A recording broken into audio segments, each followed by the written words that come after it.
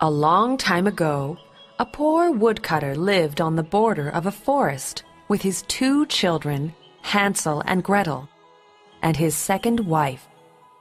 The wife possessed a cruel nature and did not treat the children well.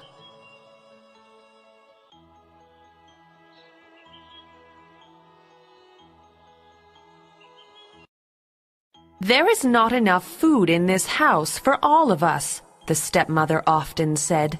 "There are too many mouths to feed." The father did not know what to do and felt very helpless.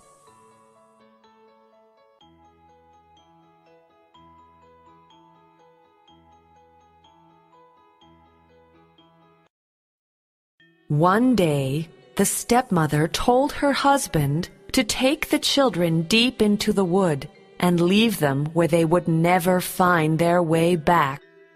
The woodcutter did not know what to do. Now, it just so happened that Hansel was nearby, doing some household chores, when he overheard his stepmother's plan.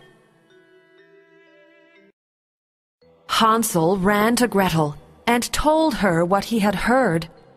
Gretel was horrified, but Hansel had a plan and told her to help him collect as many white pebbles as they could.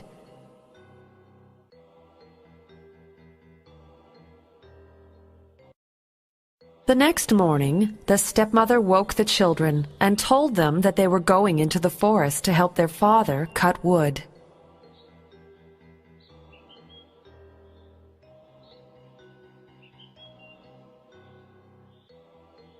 The sad woodcutter led the children to a clearing deep in the forest and told them to wait for him while he went to find trees to cut.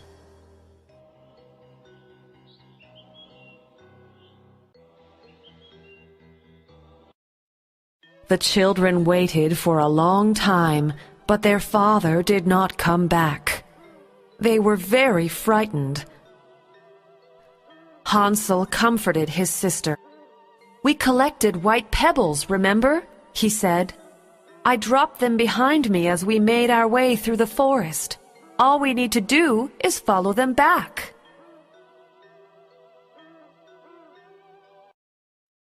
The white pebbles gleamed like diamonds in the moonlight, and the children easily followed them back home.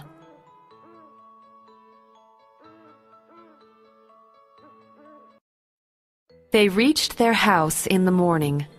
Their stepmother was furious. She scolded her husband. "You good-for-nothing! Can't you do anything right?" she said as she stomped her foot. "The children are back!" She demanded that he take the children to the forest again the next day.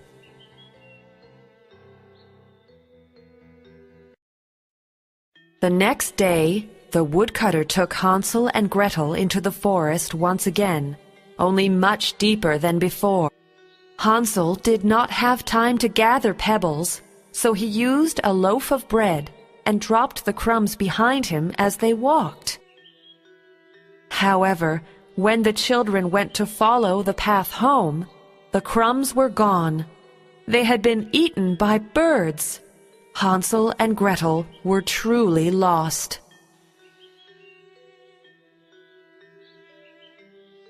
The brother and sister walked through the forest for hours and were becoming very hungry.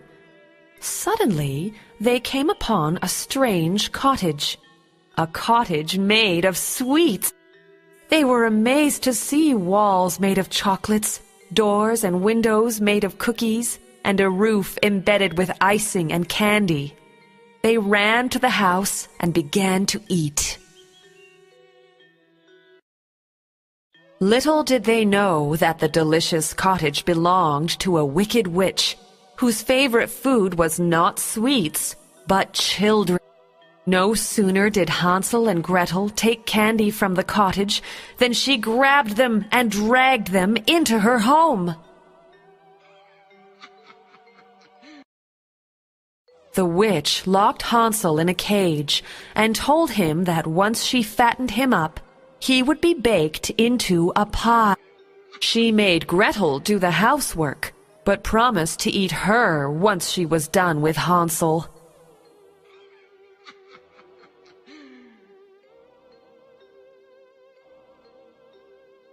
The witch checked Hansel's fingers daily to see if he was ready to eat.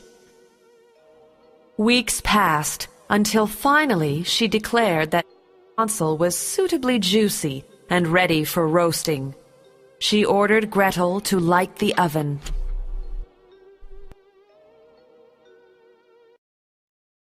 Gretel lit the oven and racked her brain for a way to save her brother.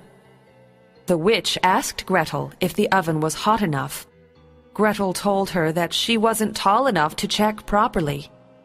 The witch grumbled and pushed Gretel out of the way, leaning forward into the oven to check the heat.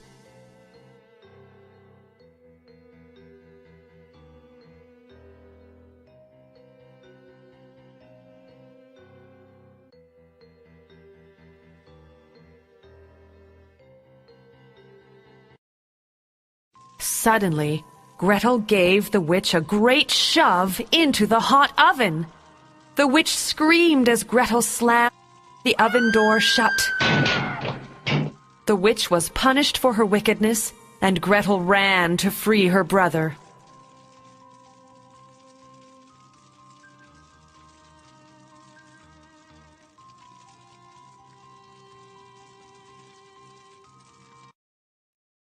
Hansel and Gretel escaped the cottage and ran back into the forest. Luck favored the children, and they soon found their way back home. The woodcutter was very happy to see his children return. He told them how sorry he was for listening to his wife, and that he had kicked her out. The children hugged their father, and the three of them lived happily once more.